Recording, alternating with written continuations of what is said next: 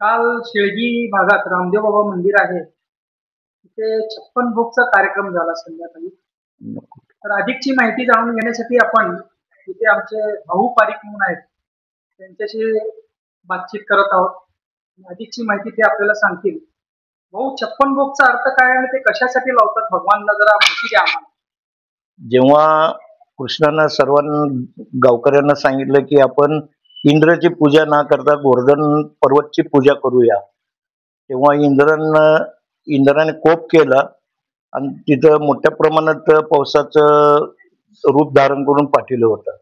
तेव्हा कृष्णानं गोवर्धन पर्वत आपल्या करंगळीवरती 7 दिवस धरून उभारले होते. तर जेव्हा त्यांनी यशोदा मैया म्हणली की 7 दिवस माझा मुलगा जेवलेला नाही कृष्ण, तर रोज 8 वेळेस कृष्ण हे भोजन करत होते. तर 7 दिवसाच्या प्रमाणे 8 वेळेसचे भोजन म्हणजे 56 होतात, 56 वेळेसचं भोजन.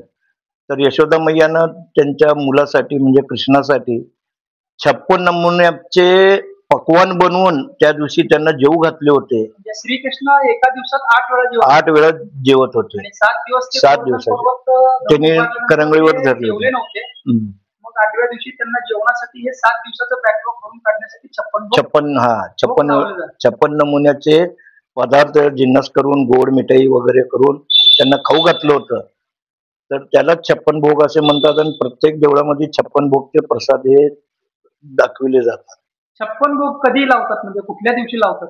हे आपल्या दिवाळीच्या नंतर असतंय, गोवर्धन पूजा असते आहे त्या दिवशी 56 भोगचा प्रसाद असतंय. परंतु काही देवळात कसं आहे ते टाइमच्या हिशोबानं रविवार वगैरे बघून करून ठेवतात, त्याला अन्नकूट पण म्हणतात.